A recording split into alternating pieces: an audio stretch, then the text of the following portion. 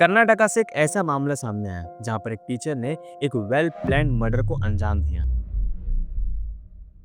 जिसे कोर्ट ने rarest of rare case मान के उन्हें डेथ पेनल्टी सुनाई। कैसे एक टीचर जो बच्चों को पढ़ाती है एक खौफनाक कातिल का रूप लेती है। तो चलिए जानते हैं इस केस के बारे में डिटेल में। घटना की शुरुआत साल 2005 से होती है, जब कर्नाटका के कालाबुरागी डिस्ट्रिक्ट में दो नौजवान इम्तियाज अहमद और लक्ष्मी सरकारी नौकरी की तलाश कर रहे थे। दोनों ही पढ़ने लिखने में बहुत होशियार थे और उन दोनों का एक ही सपना था, एक आदर्श शिक्षक बनने का। इत्तेफाक से दोनों का सिलेक्शन एक साथ हुआ और उन्हें एक ही सरकारी स्कूल में पोस्टिंग मिली। शुरुआत में ये दोनों एक दूसरे के लिए अनजान थे, लेकिन रोजाना स्कूल साथ में आना और बच्चों को पढ़ाने के दौरान इन दोनों के बीच में दोस्ती हो जाती है। इम्तियाज बहुत ही सुलझा हुआ और शांत स्वभाव का व्यक्ति था और वही लक्ष्मी अपने काम को लेते बेहद ही गंभीर थी। उनकी ये दोस्ती धीरे धीरे वक्त के हिसाब से प्यार में बदल गई और अगले 6 सालों तक इन दोनों का रिश्ता चलते रहा। हालांकि ये दोनों अलग अलग धर्म से ताल्लुक रखते थे और उन्हें पता था कि उनका परिवार इस रिश्ते के लिए कबूल नहीं करे, लेकिन फिर भी अपने परिवार के खिलाफ जाके इन दोनों ने एक दूसरे का साथ रहने का फैसला किया। अंत में साल 2011 में इन दोनों ने कोर्ट मैरिज कर ली। जब घर वालों को उनकी शादी के बारे में पता चला तो इन दोनों की समझदारी और नौकरी को देखते हुए घर वालों ने उनके रिश्ते को मंजूरी दे दी। शादी के बाद इम्तियाज और लक्ष्मी की जिंदगी बहुत ही खुशहाल बीत रही थी और उन्हें एक बेटा भी हुआ और उन दोनों ने अपने करियर और परिवार के बीच में एक अच्छा बैलेंस बना के चल रहे थे। लेकिन साल 2014 में लक्ष्मी की जिंदगी में एक बहुत बड़ा मोड़ आया। लक्ष्मी की माँ जो भद्रावती में रहती थी वो बेहद ही गंभीर रूप से बीमार पड़ने लगी। लक्ष्मी अपने माँ से बहुत ही प्यार करती थी और वो अपनी माँ को ऐसे बुरे वक्त में अकेला नहीं छोड़ना चाहती थी। माँ ने लक्ष्मी से गुजारिश की कि वो अपना ट्रांसफर भद्रावती करा ले तो उनकी देखभाल भी हो जाएगी और उनका बेटा उनके पास भी रहेगा। जब लक्ष्मी ने ये बात अपने पति इम्तियाज को बताई तो एक अच्छा पति का फर्ज निभाते हुए इम्तियाज ने तुरंत हाँ कर दी और उसने लक्ष्मी को कहा कि माँ की सेवा से बढ़कर और कुछ नहीं है। फिर लक्ष्मी ने अपने ट्रांसफर के लिए अप्लाई किया और उसका एप्लीकेशन तुरंत अप्रूव भी हो गया। फिर उसके बाद लक्ष्मी अपने बेटे को लेकर भद्रावती चली गई, लेकिन जो इम्तियाज था वो अभी भी कालाबुरागी में ही था, क्योंकि उसने भी ट्रांसफर के लिए अप्लाई किया था लेकिन उसका एप्लीकेशन पेंडिंग था। और यहीं से इस डिस्टेंस ने इस हंसते खेलते जिंदगी को बर्बाद करना शुरू कर दिया। भद्रावती आने के बाद लक्ष्मी की मुलाकात उसके पुराने दोस्त कृष्णमूर्ति से हुई थी और इन दोनों ने साथ में स्कूलिंग और कॉलेज की पढ़ाई की थी और शुरुआत से इन दोनों के बीच में एक खास दोस्ती थी। इम्तियाज अब दूर रह रहा था, वो सिर्फ हर वीकेंड यानी कि सैटरडे और संडे को ही भद्रावती आ पाता था और बाकी के 5 दिन लक्ष्मी पूरी तरह से अकेली रहती थी। ऐसे में कृष्णमूर्ति का लक्ष्मी के घर आना जाना बढ़ता गया और इन दोनों की पुरानी दोस्ती एक नाजायज रिश्ते में बदल गई। कृष्णमूर्ति ने लक्ष्मी से अपने प्यार का इजहार किया और लक्ष्मी बिना सोचे समझे अपने पति और अपने बेटे को भूलकर कृष्णमूर्ति के साथ रहने का फैसला किया। जब इम्तियाज वीकेंड पे भद्रावती आता था तब लक्ष्मी कृष्णमूर्ति को इम्तियाज से एक पुराने दोस्त या फिर एक भाई के तौर पे उससे मिलवाती थी। इम्तियाज इतना मासूम और भरोसेमंद पति था कि उसने अपने पत्नी लक्ष्मी के कैरेक्टर पर कभी शक नहीं किया। उसे लगता था कि लक्ष्मी अपनी बीमार माँ की सेवा में व्यस्त है और कृष्णमूर्ति सिर्फ एक पड़ोसी होने के नाते उसकी मदद कर रहा है। साल 2017 में एक बड़ी खबर सामने आई। इम्तियाज का ट्रांसफर एप्लीकेशन अप्रूव हो गया। अब वो भी भद्रावती शिफ्ट होने वाला था। इम्तियाज के लिए ये खुशी का मौका था क्योंकि उसे हर वीकेंड 500 से 600 किलोमीटर ट्रैवल करके भद्रावती नहीं जाना पड़ेगा। अब वो अपने परिवार के साथ खुशहाल जिंदगी बिताएगा। लेकिन वही दूसरी तरफ लक्ष्मी के लिए ये खुशी नहीं बल्कि एक बहुत बड़ी मुसीबत थी। अब तक वो और कृष्णमूर्ति खुलेआम मिल रहे थे, लेकिन इम्तियाज के आने के बाद उन पर पाबंदियां लग गई। इम्तियाज ने ये बात जल्दी महसूस कर ली कि उसके आने से उसकी पत्नी लक्ष्मी का व्यवहार बदल गया है। उसने देखा कि कृष्णमूर्ति का घर में दखल देना हद से ज्यादा है। एक दिन इम्तियाज ने गुस्सा दिखाया और उसने लक्ष्मी से कहा, कि इस तरह वो पराये मर्द से न मिले। उसने कृष्णमूर्ति को भी साफ कह दिया कि वो उसके परिवार से दूर रहे। लक्ष्मी और उसके प्रेमी को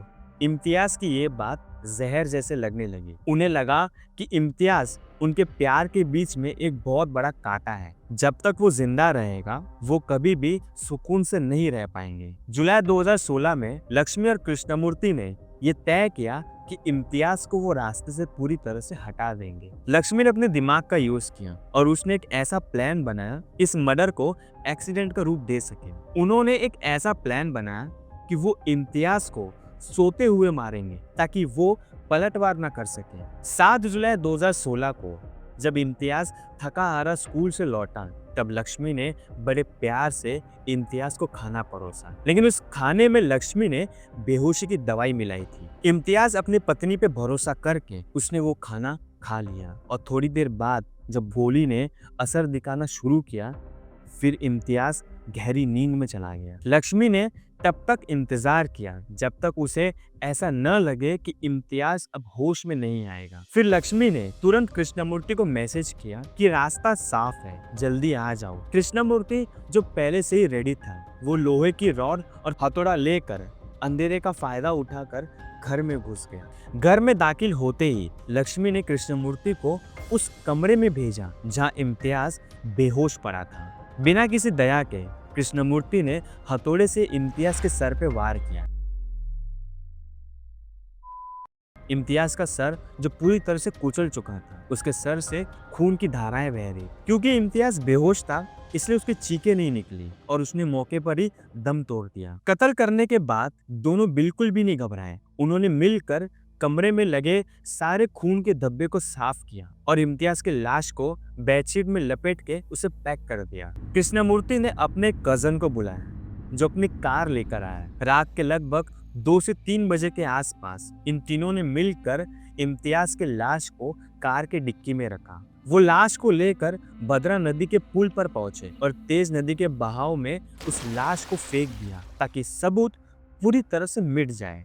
लाश को फेंकने के बाद लक्ष्मी अपने घर आई और अपने बेटे के बाजू में सो गई जैसे कुछ हुआ ही नहीं था। और अगली सुबह लक्ष्मी ने सब लोगों से ये झूठ कहा कि इम्तियाज को किसी जरूरी काम से सुबह जल्दी घर से निकलना पड़ा। कत्ल के अगले दिन ही लक्ष्मी ये बात अच्छे से समझ चुकी थी कि एक न एक दिन पुलिस उसके पास जरूर पहुंचेगी, क्योंकि इम्तियाज को आखिरी बार लक्ष्मी के साथ ही देखा गया था। उसने सोचा कि अगर वो सच बोल देगी तो लोग उसे माफ कर देंगे। उसने इम्तियाज के भाई को फोन किया और रोते हुए एक मनगढ़ंत कहानी सुनाई। उसने कहा कि भैया मुझसे बहुत बड़ी गलती हो गई है। इम्तियाज मुझे मारता पीटता था और उसका किसी और लड़की के साथ चक्कर भी था। मैंने अपने आप को बचाने के लिए उसे मार दिया। अगर मैं जेल गई तो इम्तियाज की आखिरी निशानी यानी उनका बेटा, उसका क्या होगा? प्लीज मेरी मदद कीजिए और ये बात किसी को मत बताना। लक्ष्मी को लगा कि ये सच बोलकर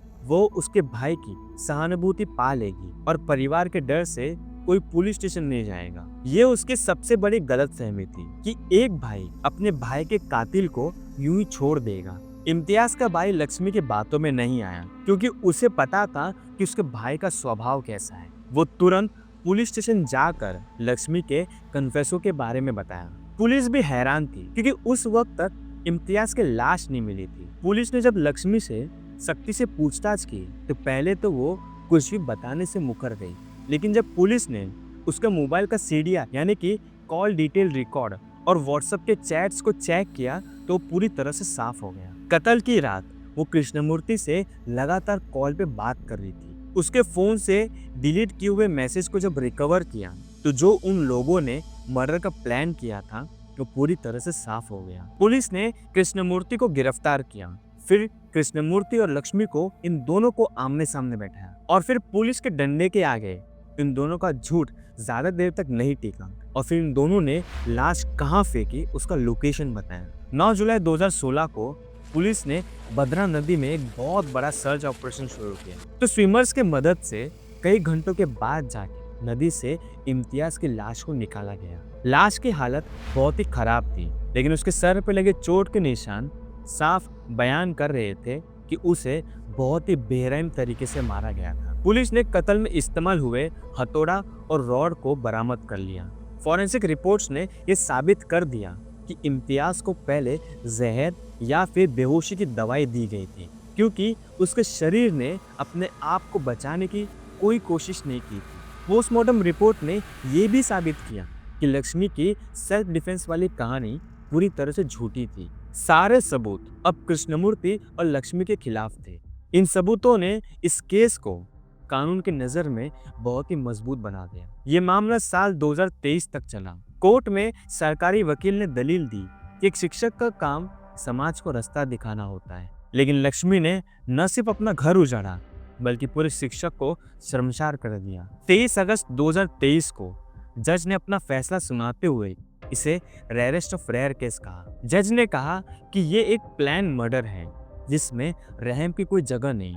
कोर्ट ने लक्ष्मी और उसके प्रेमी कृष्णमूर्ति को डेथ पेनल्टी सुनाई। लाश छुपाने में मदद करने वाले उसके कजन को 7 साल की जेल हुई। ये केस हमें सिखाता है कि अपराध चाहे कितना भी प्लानिंग से क्यों ना हो, लेकिन एक न एक दिन सच सामने आ ही जाता है। तो मिलते हैं अगले एपिसोड में। तब तक के लिए आप अपने और अपने परिवार का ख्याल रखें। जय हिंद।